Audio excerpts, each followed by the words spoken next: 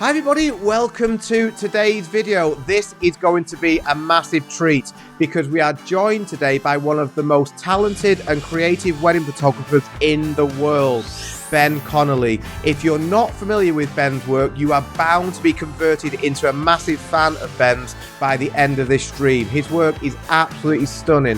What we're going to do here, we're actually live in the Facebook community for Flashmasters members at the moment. We're going to make the first half of this stream open and available to everybody watching on YouTube, but then the second half of this stream, where we're going to talk through these images, will be just for Flashmasters members.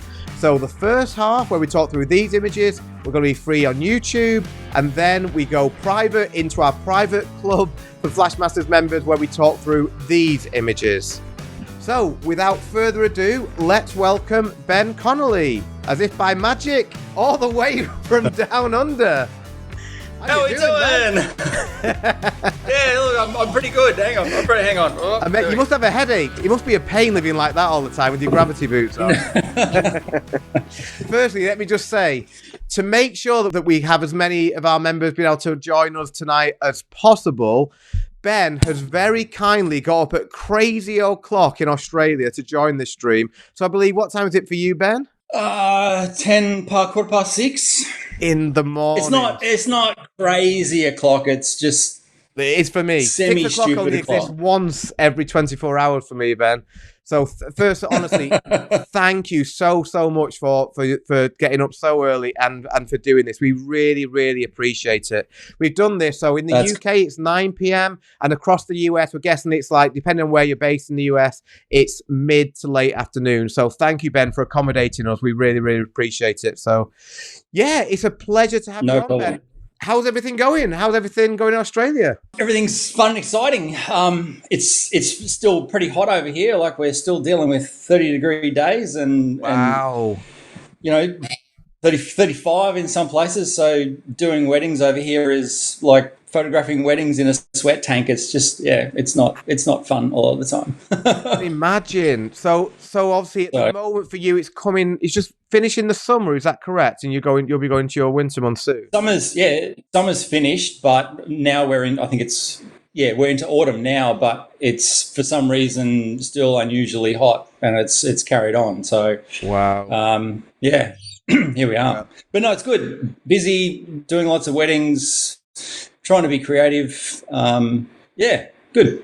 Brilliant. And for those that don't know, obviously, just to give a little bit of background to you and your work, Ben, how long have you been a wedding photographer for now? I've been in the wedding industry since 2004. Right. I started doing videos, and then I got to a point in about 2010 where, whilst doing videos, I could see photos that I wanted to take, but couldn't translate what I could see in my head to video. So I made the switch and sort of have never looked back.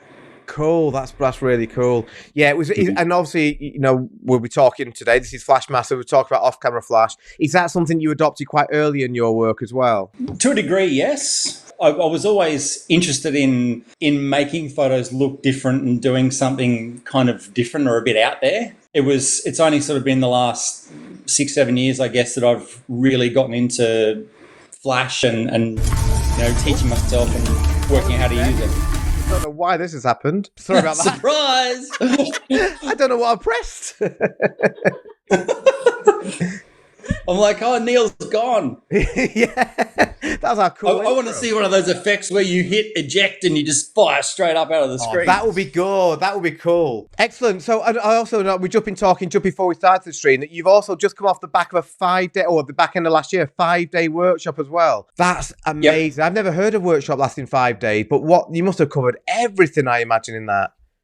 Man, it was taxing. Like, I've done sort of a couple of these in my career as a student, and they've been pivotal in shaping, I guess, who I am, where I've gone, how far I've come, what I shoot, how I think, and all that sort of stuff. And I really wanted to give that to other people, and it's only been in the last sort of 12 months or so that I've felt that I'm adequately prepared to be able to give that and to share that. So yeah, we did one last year. 5 days worth was pretty amazing.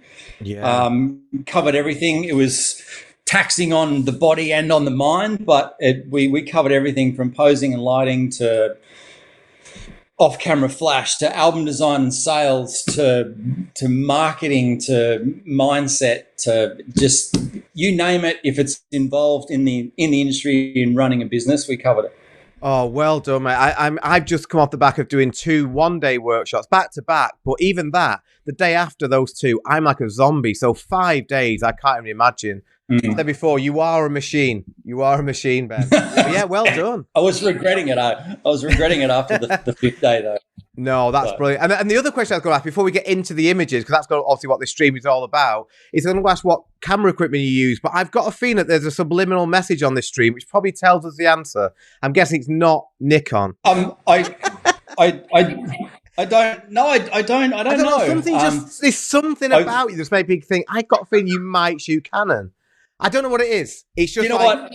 I was at WPPI, I think in 2020, like the last one before COVID kind of screwed everything. Yeah. And I got at the Nikon stand, I just walked past and they were giving out Nikon shirts. And I'm like, I shoot Canon, but I'm going to get a Nikon shirt because they were really comfortable. It was really cool. And then sort of doing a whole lot of stuff over here, I was spotted wearing a Nikon shirt, and then I got a little bit of a please explain from someone. And then, so, yeah, I now wear my Nikon shirt when I go for a walk with the dog in the morning. So. Oh, I thought you were going to say, yeah, or if you run out of toilet roll. That's a joke. That's a joke, I'm sure. Oh, that's getting political. I don't care less. There goes the Nikon sponsorship. Anyway, cool. No, I shoot. I've got 3 Canon R6s and they're pretty cool. So yeah. Yeah. So joking aside, I can't really even get involved in this conversation because I don't really understand the Canon bodies. We have a few ardent, I know, Canon supporters in the chat. So that will mean more to them. So I know this is the R6 and the R5. We won't go into the differences. I don't know what the differences are, but obviously you're shooting that. And what off-camera lighting equipment do you use before we get into all the cool creative stuff? Oh, that's the posh one. That's the posh one, everyone. Little old me's got to use Godox.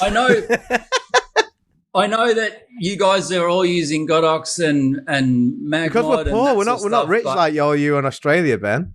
But these are just these are the bomb. Like just these changed my world. Like I was just using the Canon stuff, and not to say anything bad, I switched. And yeah, these do not miss a beat. They always fire. They're super easy to control with this new little puppy here. Wow. So yeah, they're fantastic, and there's a ridiculous range of bits and pieces that go on them, like grids, and then I've got all these colored gels and stuff that just snap straight on, and yeah, so it's similar to the Magmod stuff. Like it's all magnetic, and it's and then they've just brought out this. Oh, so that's my kryptonite. I'm not allowed to touch that. I explode into flames. This is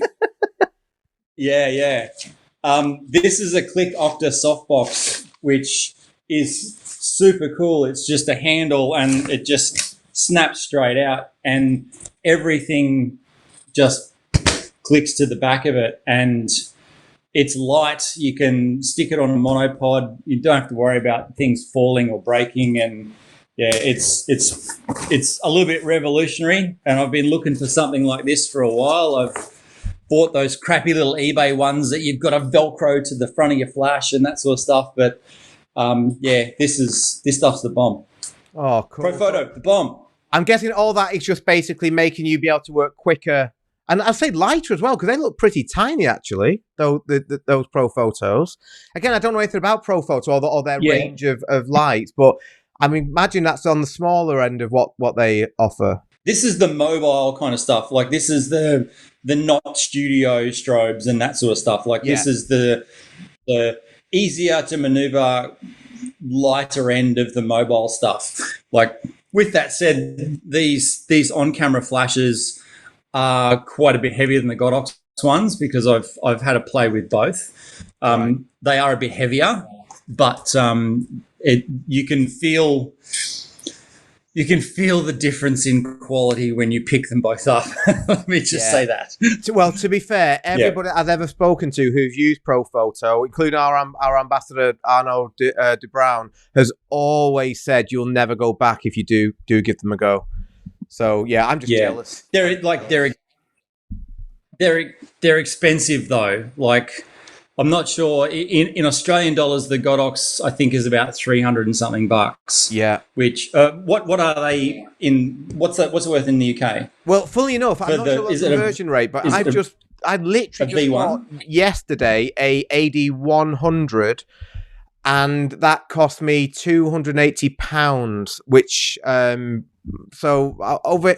I would say the equivalent of what you're looking at is probably that, which is about 280. So it's about, I don't know if it's one, I don't know what the conversion rate is, but what's the Profoto then if it's 300 300 Australian dollars, what would the equivalent Profoto? So let's just give it to you in US dollars. These when they first came out were about 900 US.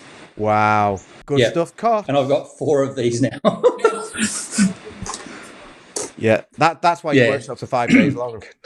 To pay for all my flashy things. At the end of the day, the thing is though, like slightly being a bit more serious, like as wedding photographers, we always think, like if someone like undercuts us on price, you think, why doesn't our client pay what we feel like is a good rate for wedding photography?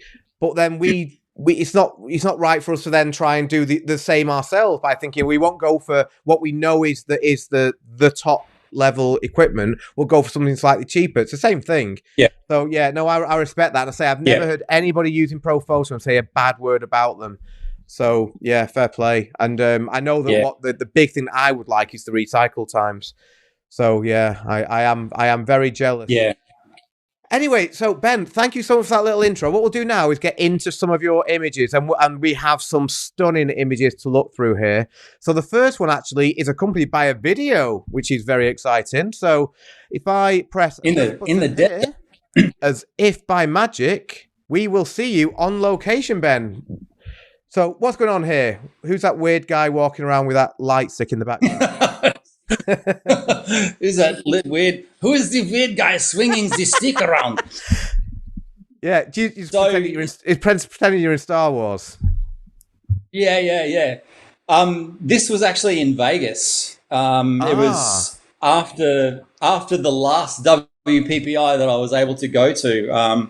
I did a masterclass over there, and was a light painting and creative lighting masterclass. Cool. And unfortunately, with WPPI, we couldn't sort of officially sanction a trip out to the desert to actually do something as a group. So myself, my then partner, and these 2 girls that we met from Australia, we went out to the desert and had a bit of a play and took some photos and stuff out there. So so this is right on dusk in the Valley of Fire, and we're making sure we don't stand on rattlesnakes and stuff like that.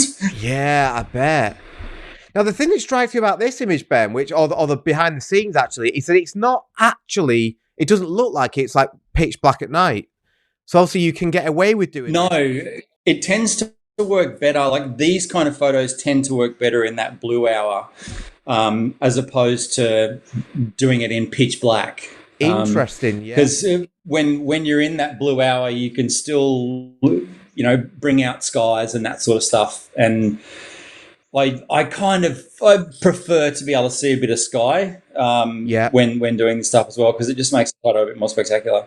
Yeah, definitely. And what's cool is for everybody watching, now we've just seen that behind the scenes video, just try and imagine what you think the end result will be. I can tell you now it's amazing. Just try and have a look. And what is this stick that you're using here, Ben, out of interest? Is this the Profoto Sparkler? V3? No.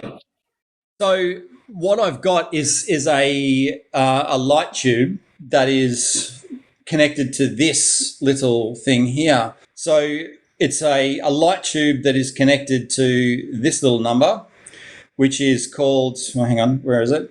There we go. Which is called an RGB critter. It was a Kickstarter project that came out, I think, in 2019. COVID ruined it, and eventually it got off the ground, and all shipments sort of went out at the sort of mid last year. So I had at that stage a prototype of this to take to WPPI, and it's just a color changing flashlight. So you can it'll change all kind of different colors. I won't shine it directly at the camera, but yeah, so it's color changing, and there's a whole lot of attachments that you can get for it. So it's a really cool little device, and you screw a saber onto the end of it and swing the saber around. You can stick stuff to that saber, and yeah, relatively cheap. Yeah, there's a company on Instagram called Ants on a Melon, and they sell someone just put these. it into the chat now. Okay, so what I can actually do, if I get all fancy, that we believe that is the website for it. Really cool. Yep. Yeah. Never heard of those before. That's really good. I used to have something called a pixel stick, which I think, unfortunately, they're not made anymore. But that was really good for things like that. But I love the size of that. So small. Yeah, this is super easy to use. I have a pixel stick in a bag as well, and they were cool, but it's. I think my pixel stick that I spent 500 Australian dollars on has seen the light of day probably half a dozen times. Yeah, exactly. Yeah, they're hard. You've got to be really careful with them. They're a bit hard to manage. You've got to be careful putting them together, and if you drop it, you're done. It's done. Yeah, thankfully, I know what you mean. Right, so let's have a look then at the end result then, which is amazing. That's so, and I see exactly what you mean here, Ben, about having still some ambient light in the sky, because it really adds. Yeah. And that little bit of fire that you've added to the end really, really helps that image like really pop. How many goes did this take you? Only a couple, because like I get everything set up before. See, these sparklers that we had, I couldn't bring anything over from Australia, so we found these particular sparklers at a service station on the way out to the desert. Oh, wow. And they weren't like normal sparklers. They were like little fireworks. So when you actually kicked them off, like they were cool. Like they were good. And you can't get sparklers and you can't get stuff like that over here in Australia. So we strapped like sticky tape those to the end of the tube and away went. But they only burnt, I think, for like 30 seconds. So we had to make sure that the patterns that I was doing were done fairly quickly.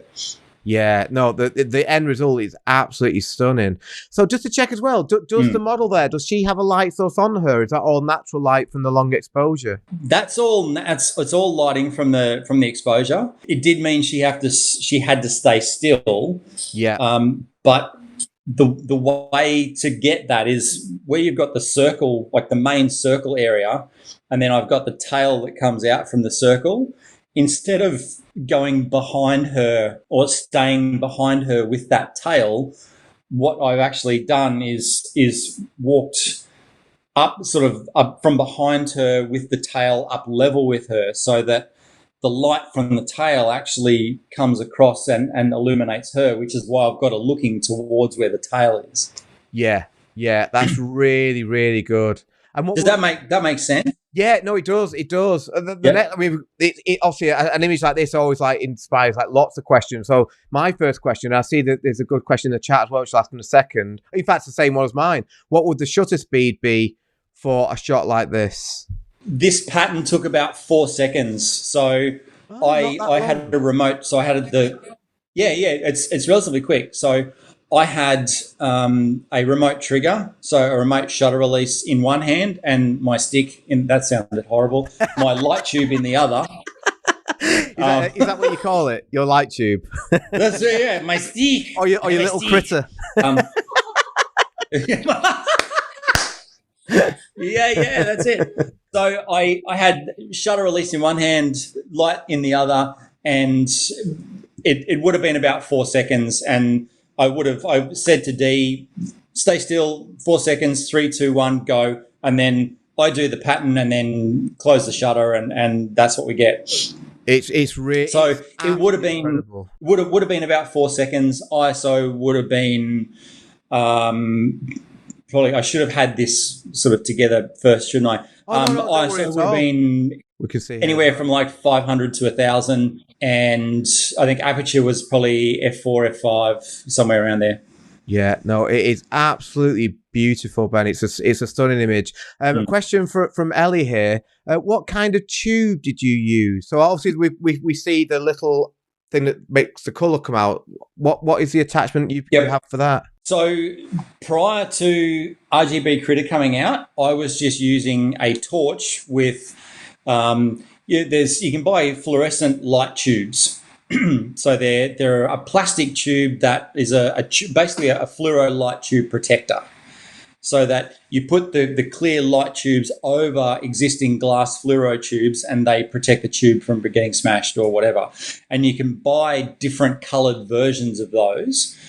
But what I tended to do was have a torch, a high intensity LED torch, up in a tube, and then inside that tube I would put some kind of reflective holographic vinyl, like a sticky vinyl sort of stuff, or some kind of translucent material that threw different colors or something like that, just to get sort of different colors. Or you could use a plain colored tube, but if you did that, you were stuck to one color. Yeah, that's really good. Thank you, Ben. Really good advice. Sorry, go on. Go for it, Ben. With the Critter, they actually make a 1,200 millimeter long tube that you screw in, and it's got like a light refracting material in it. So you can basically use any color that comes out of this, and it goes up into that tube. It's really, I think you're going to inspire a lot of people here. I think you're going to get a few sales. Say again? I'm ready to buy now. Oh, yeah. Helen wants to buy one now, apparently. Yeah. So the link again. I wish I had a code for you. You're not prepared. Yeah, I wish I did, but if anyone does want to buy one, if anyone goes on to Ants on a Melon to buy one, the guy who created it, his name is Joel.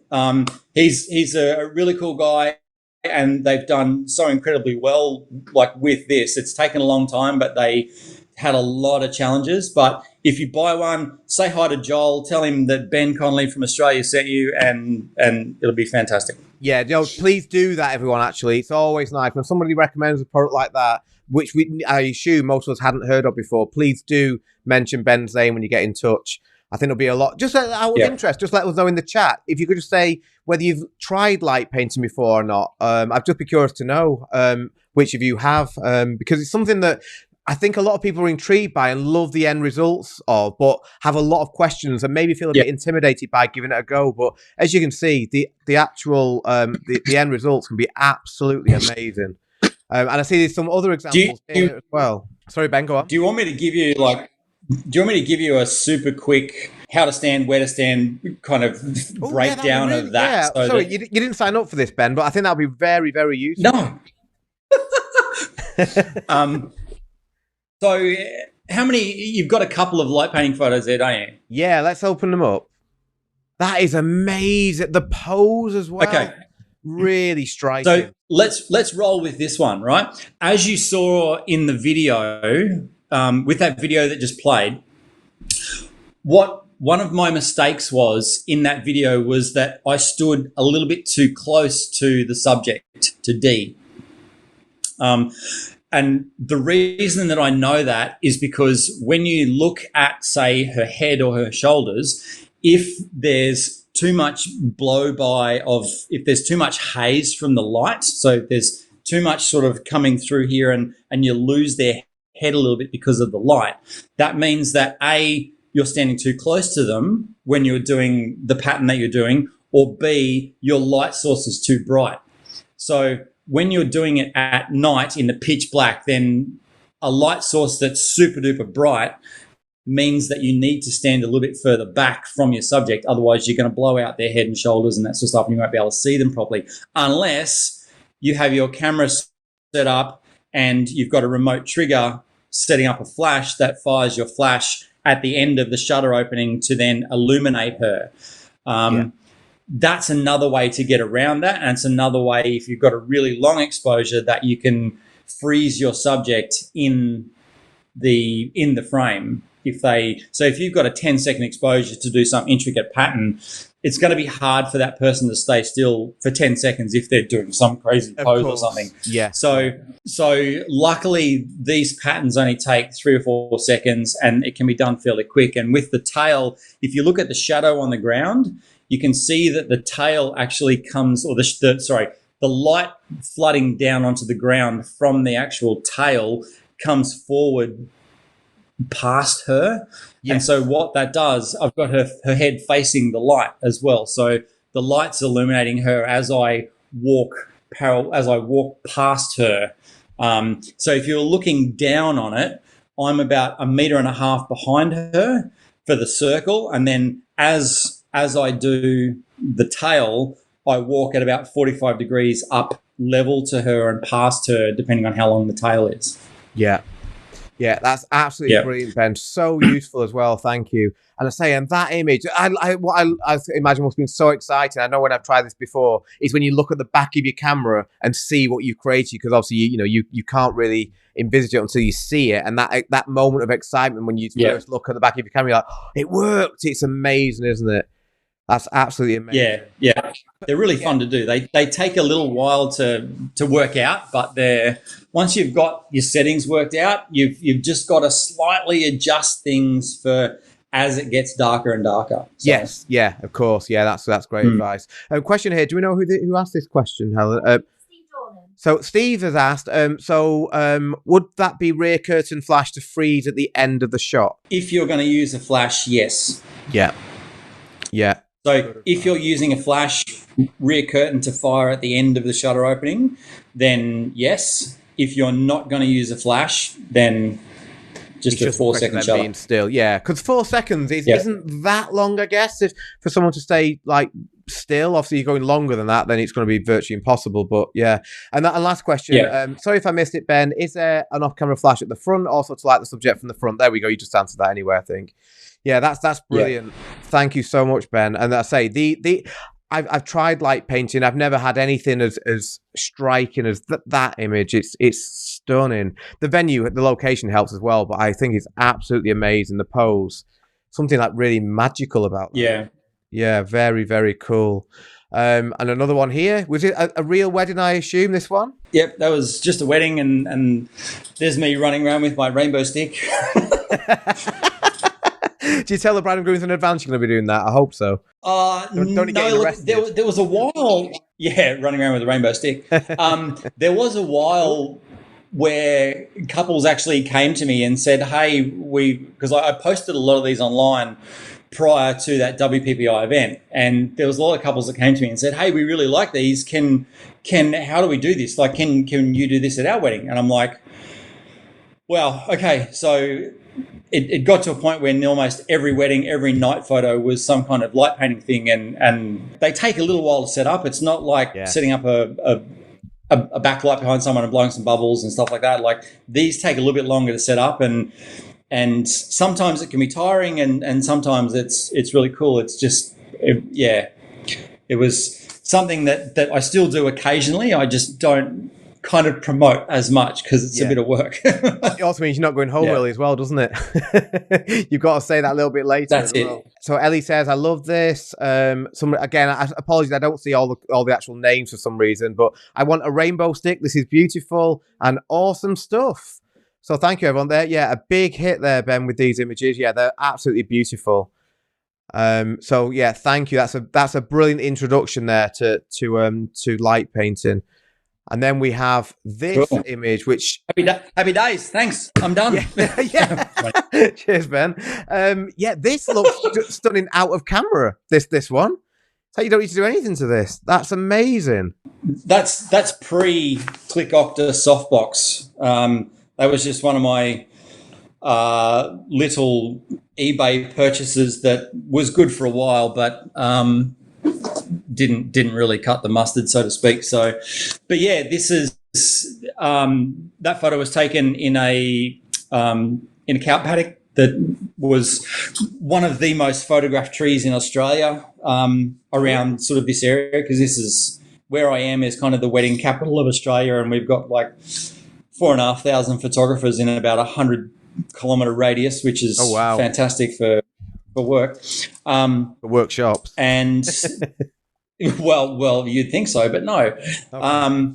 That paddock is now off limits, so we can't photograph anymore, unfortunately. But yeah, it was right on dusk, and where the sun is in that particular location, like the lighting is really only good there for about 30 minutes of the day. And because everyone knew that, you'd go there and there was probably 5 or 6 different wedding parties there, all wanting to get the same photo and that sort of stuff. So really? Right. On a lot of occasions, it was completely worth knowing how to use flash and how to take photos in those conditions to be able to utilize the spot, because you could just wait and let everyone go, let everyone get their sunset and that sort of stuff, and then I can come in and do what I do with flash, and it worked so much better. Oh yeah, that it is stunning. I mean, everything about this. Obviously the landscape speaks for itself. The composition you've used, the light on them, and the pose as well is absolutely beautiful. I love the way they're looking at each other. It's stunning, that one. It's come out nice and soft, and it just it looks really, really lovely in print. I'm always a bit intrigued as well when I see like the behind the scenes, that how high you have your light source here, because it's something that I want to introduce more into my work as well. You know, like having that light source really, really nice and high, rather than being basically like them walking into a speed light on a light stand. So just to I'm often intrigued by, especially when I speak to photographers from other countries. Do you always have an assistant and a second shooter, or will you work on your own quite a lot? Obviously, there's an assistant in that photograph. It's 50-50. If I've got like a bigger wedding where I know that we're going to be able to do something pretty spectacular, then I'll take an assistant with me. Or if I've got a wedding where they ask for a second shooter, then I'll take someone else with me, obviously. It's kind of 50-50, myself and I'll take someone with me. So that in that photo is my assistant, Brother Rod. Shout out to Brother Rod. He's probably not here, but he might see this afterwards. So yeah, and he's just got the flash on a monopod, and I said to him, like, get it up really high, because I kind of want it to come down on them as opposed to smashing them directly in the face from one side. So I mean, the side light's good, but it's hard to hit both of them effectively from the side, and where they were, it just looks so much nicer to have it up nice and high and coming down, and the light fades to the bottom of her dress and that sort of stuff, which I really liked. Yeah, it's quite painterly, actually, isn't it? And I'd also say as well, it's not immediately obvious that you've actually used off-camera flash there. You've done it in a very subtle way. The couple obviously pop out, but I think you could get away with thinking that was natural light, just exceptionally good natural light, which I like as well. You know, I think that's really nice when you can control the light that well. Is a massive compliment. Yeah, someone's just said there, the detail you can see in the dress is stunning. I totally agree. Not bad at this, are you, mate? Oh, look, I have my moments. Like, yeah. Oh, this is incredible stuff. And let's look at that. And this one I'm intrigued by, because they're bubbles. Yes. So I'd love to know the story behind this one. This was only last week. Wow. Hot off the press. Yeah. This was only last week. Like I only just shared this on my Insta last night. There's nothing new and original about this photo. The bubbles and the backlighting, whether it's bubbles, smoke, confetti, like all that, it's been done to death. And while it's been done to death, I still love the look of it. And while it's been done to death, I guess, within the industry, and as photographers, we see it all the time. The couple that take this home, they've never seen it before. So it's like Dory. It's like a goldfish. It's like they swim around and see this for the first time and they go, oh, wow. But like we keep swimming around and see it all the time. But so that's something that I keep in my mind all the time. And it's like the fact that I see it all the time and it might be done to death in the industry, it's new for them. And it's good for me because as photographers, then we've got something that we know we can do, that we're good at. We've done it a few times, so we're quick. And it just makes the people that you're working with go, oh, wow, you're amazing because you did it so quick and you did it with ease and that sort of stuff. So if I have any advice at all, like have some kind of flash photo or night photo or you know, we're here in Flash Masters. So something to do with flash that you have really nailed and that you can just rinse and repeat for every different couple and give them that, because while it might seem repetitive to you and you might be only able to post it online a couple of times every year or something, it's still new to your couple and they're going to love.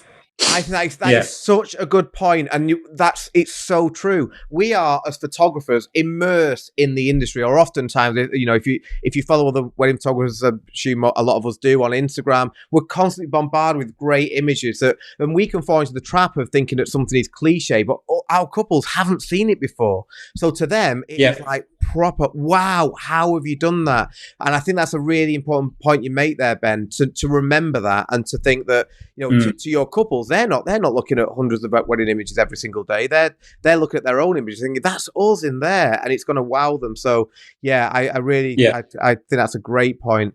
Someone's actually asked here, can you please explain, I was going to ask you this myself anyway, but Jonathan has asked, can you please explain the flash setup on the bubble shot? And I'm intrigued by it as well. I'm also intrigued how they actually created the bubbles. I assume that is a machine and not just someone going behind.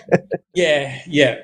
So on my Insta, I've started doing like a weekly thing called Weekly Wedding Tips, where I actually jump on and give everyone like a quick 60-second wedding tip. So it's more directed to brides and grooms, but you're right. With that photo, I had my partner Hayley with two bubble guns crouched down behind them. Wow. So that she was lower than the flashes, and she started up high with the bubble guns and then sprayed them in an X pattern like that. That's so from up high, sprayed them all the way down and then squatted all the way down behind the couple. Now, it's important to mention that there has to be no wind at all. Yeah. It has to be completely still, otherwise this just does not work. So she did that, squatted down, and I had 3 flashes set up for this particular photo, and that's how it turned out. So so in a lighting concept or setup for this photo, I had 3 flashes set up. So what I had was a flash on a stand, pretty much level with me, up nice and high, as high as my stand would go, with a grid on it, pointed and zoomed in, pointed directly at them from the front. Yeah. And that flash was probably 3 or 4 meters away from them. It had a flat diffuser over the flash, and then it had a grid on it, just to obviously direct it. So the diffuser was underneath the grid, so it gets diffused first, and then it gets gridded out. Yeah. And then the flash head was zoomed right in, so that illuminated the couple from the front. It's because I've seen a lot of these photos before, and while they look fantastic where the couple are almost a silhouette, I kind of want to see a little bit more of them. I guess it's something that I don't know is a good thing or a bad thing when it comes to the way I shoot, but I do tend to light couples up because I want to see a little bit more of them than just a really dark silhouette or something like that. So, I love that. I think it's really nice. Yeah. So we've got 1 flash from the front, diffused, zoomed in with a grid, and then I have 2 flashes on 2 different stands stacked behind them. Right. So this took me a little while. This took a little while to work out. Yeah. Because I wanted the blue to come through. So instead of trying to use my critter that I had, which I tried to use on the blue setting to see if it would punch enough light through, but it didn't, and the flash that I had behind also kind of just wiped out the blue. Right. Yes. Yeah. I get it. Does that make sense? Yes, it does. So I was curious as to whether that blue is actually pointing against the wall at the back, and that's creating the halo, but it's not. Is that correct? Yes, it's not. So that blue, that is one of my Profoto A2s with a blue gel on it, with a diffuser over the blue gel. So it's, hang on, here's a demonstration. So blue gel. Yeah. Yep. And then we've got diffuser. Bang, like that. Got you. Okay. Blue gel, diffuser.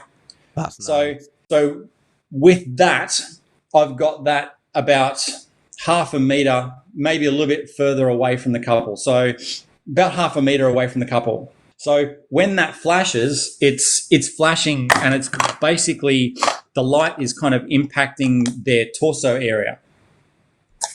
And because she's wearing a white dress, the blue's going to hit the torso, and then it's going to bounce back. Yeah. Which creates that little bit of blue area that you see there. Because that it makes the bubbles blue in that area as well. Yep. And so the blue light hits her white dress, bounces back, illuminates the bubbles, and then you get that sort of haze. And that flash was up fairly high. Like I think it was about half power. So to get that bounce and haze and that sort of stuff. So are you also indoors here? Because I'm assuming if it's outdoors, the wind would just be... Oh, you're outdoors? Yeah, this is outdoors. Yeah. Oh, I would have thought the wind would be an issue blowing the bubbles away. It's obviously just a still night. Well, we were lucky it was a still night. Yeah, it is so striking. That's the sort of image that I can think, if you have that on your website, or you've also put it on your Instagram now, you say, all your couples will want it. Do you know what I mean? I imagine it's one that will literally get you wedding bookings. I personally not seen a shot with the bubbles like that before. So it's a bit like, you saying you've seen it a few times. I've not. Let me know in the chat if you've seen any of those before. But I haven't. Obviously seen countless images like that with rain, but never actually with bubbles.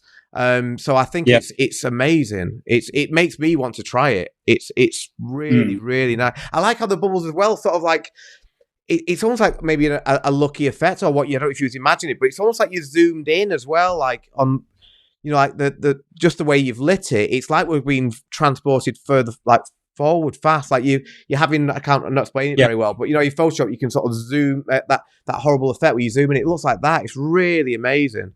Really, really nice. And the reason it looks like that is because, pardon me, because my partner Haley was behind them with those bubble guns, aiming the bubble guns out. Yes. So the key is to aim them out, because then you get that effect. If you just stand off to the side and blow them through, then you don't kind of get that coming out, like that spreading out effect. Yeah.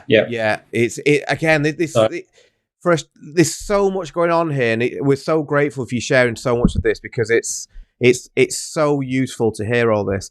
So we said where with the third flash. So I think I understand it, but I'll let you just reiterate again. So we've got one flash on them, lighting them up from the front. So I've got this one. So one on them with a grid at the front. I've got this one on them with the colored gel and the diffuser at the back. There's my diffuser. Yep. This one, colored gel diffuser at the back. And then, this took me a little while to work out, I got another one of these with a dome on it. And essentially, if we pretend that this flash is the one with the blue on it. Yep. This one is the white one. I put my blue flash about half a meter behind them, and then I put this one with the dome so it spreads the light more, I put this about 1 meter behind them at the same height as the blue one. Does that make sense? Yes, it does. Honestly, I'm amazed, Ben, at like when you're creating this, and like, is this a case of like lying in bed at night the night before trying to work it out in your head, or is it just? I will literally do that sometimes. It's trying to work it all out and trying to, rather than, because when you get there, you know, it's tricky sometimes. Like it's like a math equation, all this, isn't it? So like. Yeah. Have you tried this beforehand, or is this like you thought, I'm going to try this at the wedding and then it just worked? No, I've never tried this before. Like I've done this photo before, but I've never tried the flash stacking. So because I wanted the blue, but I didn't want the whole thing to be blue. Yes, yeah, and that helps. The natural vignette. Yeah, and because I like a bit of color. Yeah. And when I did it with just the blue, it was all blue, and I'm like I still want white in there as well. So my weird and wonderful and special brain went, well, if you stick one white flash behind the blue flash, so that the white fires into the back of the blue, the shadow from that is going to allow the blue to shine, but the spread from this is going to allow everything else to take on the white. And I went, by Joe, that might just work. And my head is. I'm pretending that I'm going along with this, but I'm thinking this is Ben's world, and we're just living in it now. yeah. So I thought I'll give this a go and see if it works, and lo and behold, it paid off. Wow, honestly, yeah, we've got so many good comments here. Flash stacking, stacking. Invented. Just do that. Flash stacking, yeah. There you go. Flash stacking, yeah. And I applaud this because the creative brain you've got to be able to try this is amazing. We've got a few questions here. I think people might be on Amazon as we speak trying to buy these. Are the bubble gums battery powered or manual? From Mick. Oh, thank you for putting your names in the comments. That really helps. The ones that we used were battery powered. But you've got to be careful. Like if you get the cheap, shitty ones or the cheap, dodgy ones from China, they've got a little bubble tank. And if you're doing this with them, then the fluid in the bubble tank splashes around everywhere and they stop sucking and it doesn't work properly.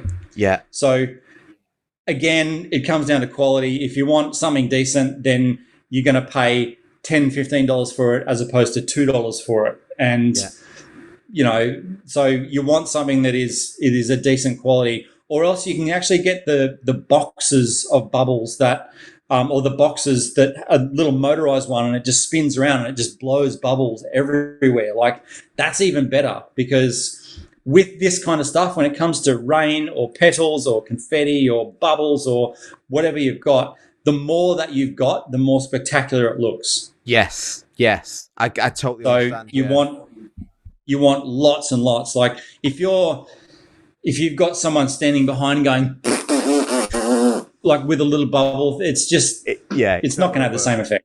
Yeah, I just love the fact we started off this stream by talking about the Canon R5 and your $900 Pro photos, and now it's, do we use a manual bubble gun or do we use no. And somebody also said, so is Hayley a foot behind with her bubble guns? I think that's correct. She is. Isn't she going, like you say, up and down like this? So Hayley was almost rubbing up against them from behind, essentially, because she was quite short, like the bride was quite short. And so what I had the flash with the blue on it at about her kind of chest height. Yep. So, which means, and it was about half a meter back from her. So it gave Hayley just enough room in between them to do the bubble thing and then squat down and just duck her head underneath that flash as it went off. So, yeah. Great. That's brilliant. Thank you. And I'm in control of the trigger. Like I'm in control of the shutter button as well. So as soon as I see that she's down low enough, I go bang. Yeah, I love that. It must be one of those times as well when the couple, like, if you can all imagine what this must look like to our human eyes, the couple must be thinking, what are they doing? And then they'll see the result and just think that you're a god. Yeah. In fact, a comment we've got here, I'll rephrase Neil's question. Are you a mortal like the rest of us or a creative god? That's from Moira Plante. Thank you, Moira. Sorry, again, apologies, I can't see people's names. There you go. No higher compliment there. Can I share something with you? Always. We're on YouTube, Ben. So,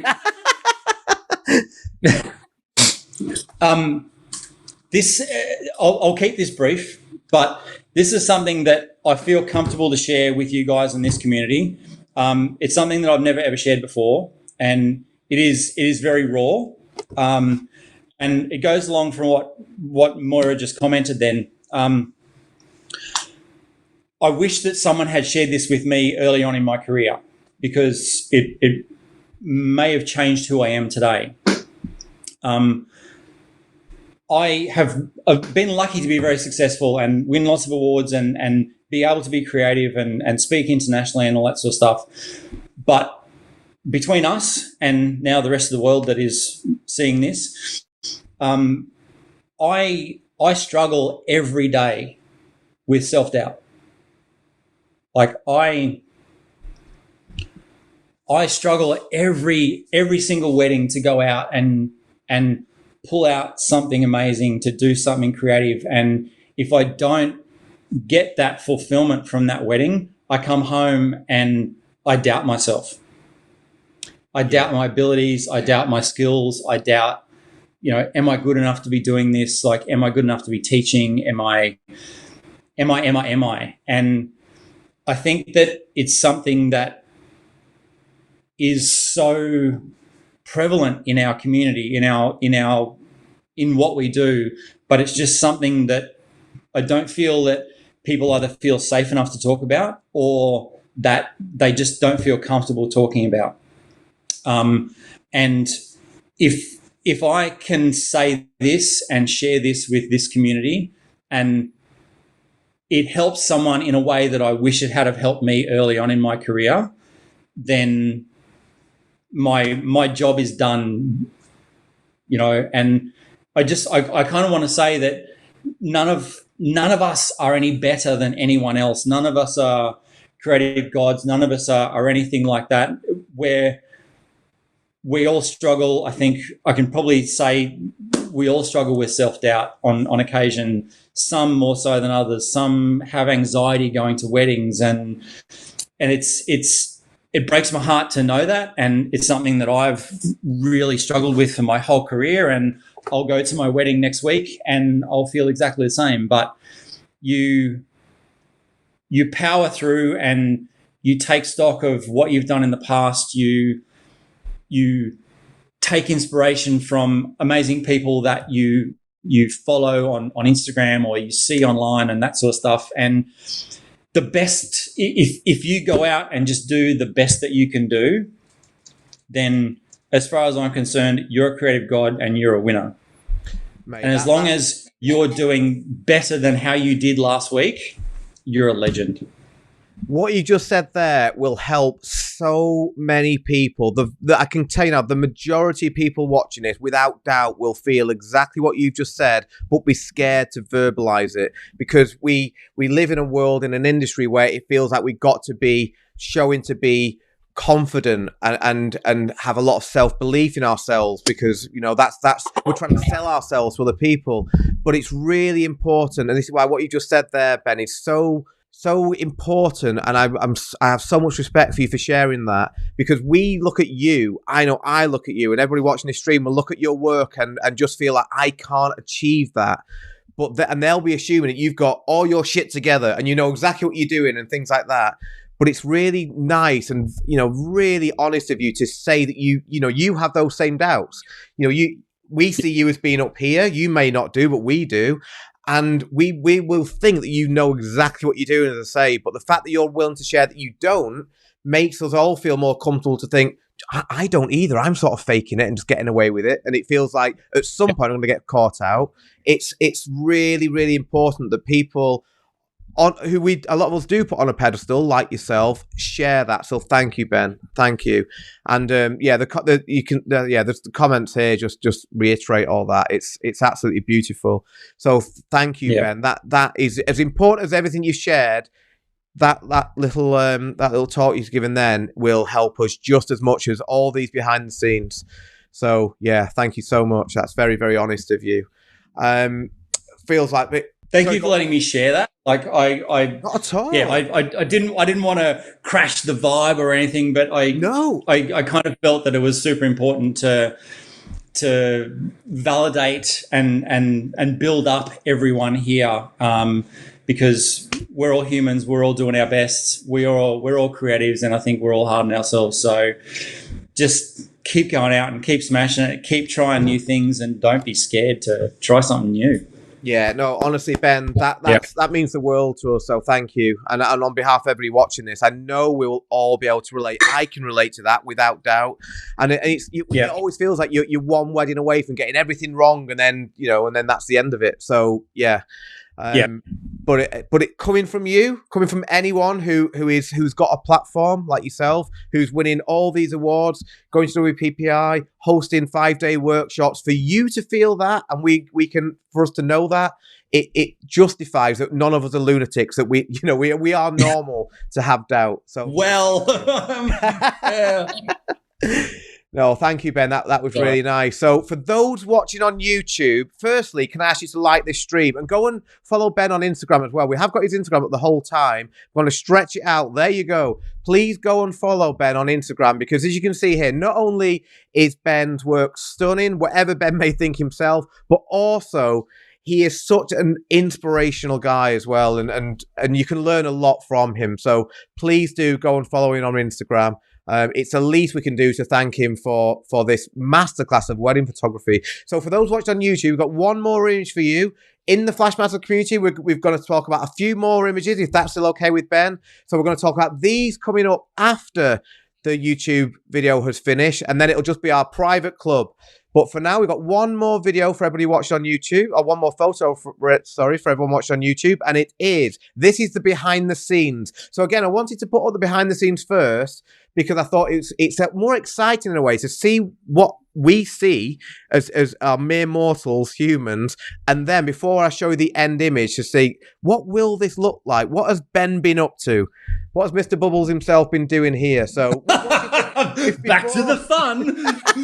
Before we show the end image, Ben, what is it you're trying to achieve here with these glasses? I'd seen something online somewhere where someone had shot through a champagne tower, and I thought that'd be cool. Like, we didn't have a champagne tower here, so I thought I'll just duck up to the bar and I'll grab a whole lot of glasses and I'll set them up in rows, and I'll just try and shoot through that. And then I did, and it was cool. It was white, and I'm like, yeah, I need a bit more color here. So that's when I threw some gels in.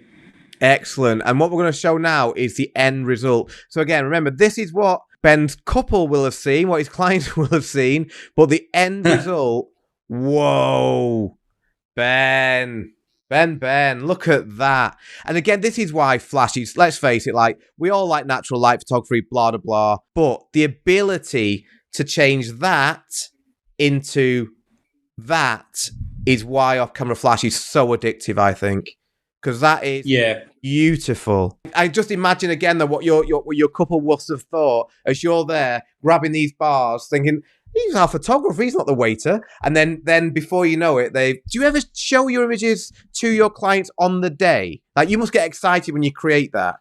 Are you ever tempted to say, oh yeah, you do? Because I'm always scared. Oh yeah. See, and you say you've got self-doubt.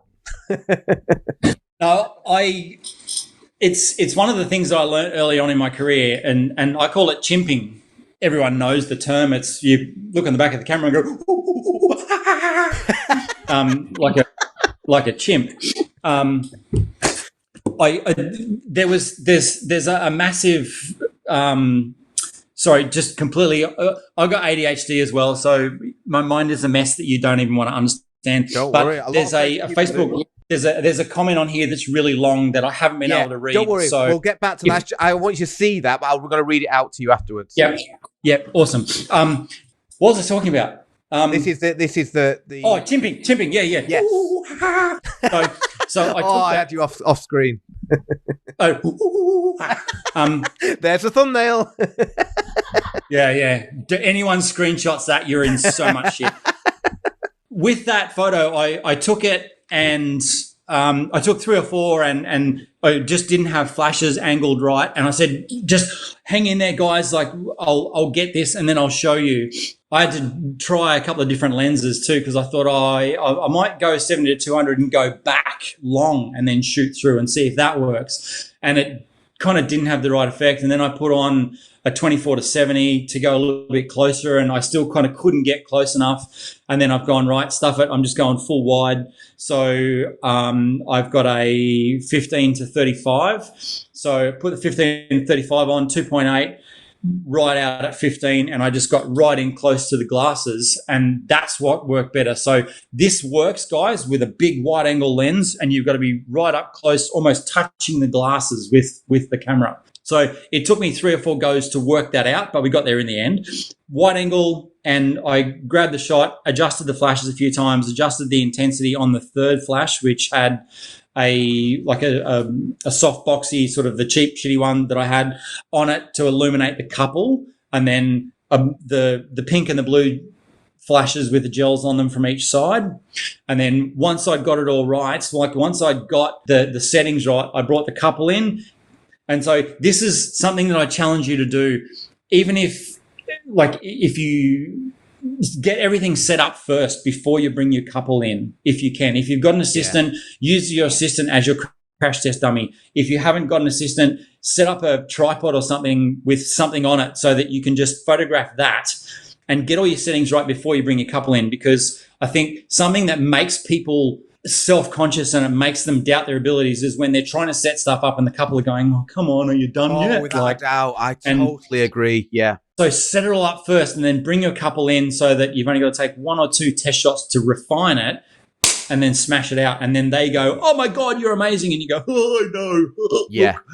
I showed them that photo afterwards, and there's another bit of video that my videographer got about 5 minutes after that, where they were so happy that we're all dancing around, like holding hands, because she was Persian, he was Danish, and she's doing this Persian dance around us, holding our hands, and yeah, it was really cool. Like it was just one of those really cool photos that happened, and it looked good on the back of the camera, and I could show them, and yeah. Oh, that it is. But show them, because when you show them, it'll build their trust in you. Yeah. And I show them photos from the very first one that I take. Like I show them all day, and I just keep showing them because it just builds their trust in you more. And then at the end of the day, they'll do whatever you want because they trust you. Yeah, they're eating out of your hands. Yeah, it's stunning. We've had some comments here.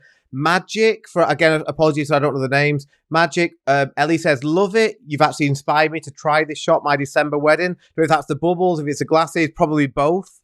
Yeah, and also Ben says, "Oh Ben, this shot, my voice. This shot is insane. Could this work during the daytime as well?" It could do. I think you'd have to do it in. Yeah, it probably could. You could probably do it in full sun, or you could probably do it in shade as well. If you did it in shade, then you could use flash. If you did it in full sun, you could probably still use flash as well to color the glasses, but you probably wouldn't need the light on the couple at the end if you had the whole thing positioned the right way. Yeah, really good answer, yeah. And Siebel's also asked, how many glasses did you use? Well, we can probably see there. I don't know if you can work it out, but we can, in this behind the scenes, quite a lot, I would say. But I think there was 16. Allow you to take them. Yeah, I have a good relationship with... Well, I used to have a great relationship with the girl that was the bar manager, who's now gone, and she just took them all out for me. So, yeah. Yeah, that's brilliant. So I think there's about 16 glasses out there, I think. Yeah. Yeah. And actually, what I'll say is I think the symmetry and this, like the order of the glass, you've done really well here, because that really helps, I think, that it's not like scattergun approach. It's very, very ordered. Yeah, it's absolutely beautiful. It's a stunning. And here's a little secret for you. If you set your glasses up and they're not perfectly symmetrical, they're not right. If you take this photo with the couple directly in the middle and run the centerline guide of, if you've got the guides in the back of your camera and you run the center line exactly through the center and you've got glasses on each side, if by chance you haven't set it up where it's symmetrical or there's something that messes with your ADH brain because it's not exactly the same on both sides, this is the kind of photo you can select one side, flip it, and then have it perfectly symmetrical. Very honest with it. We won't tell anybody that. Perfect. Yeah, that's really good advice. Yeah, excellent. Another quick question we've had here, Ben. Good question is actually, is there water in the glasses? No. Just booze. Just Fosters. Just bloody Fosters. But you could. I had to get it in there at some point.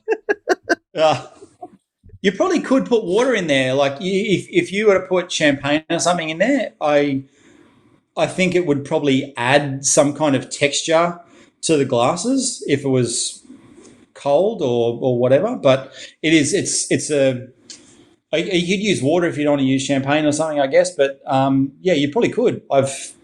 It's something else that you've got to add, and it's more time. Yeah. No, great. That's brilliant. Thank you.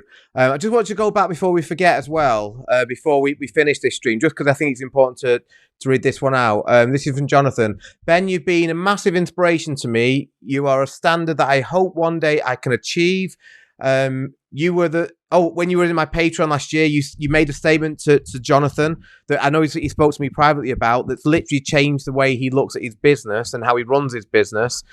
He also struggled with anxiety. Thank you for your honesty. So there you go. You're making real big waves in people's businesses and lives, mate, without even realizing it. Jonathan, thank you, man. Like it's hard to, it's daunting to come out and say.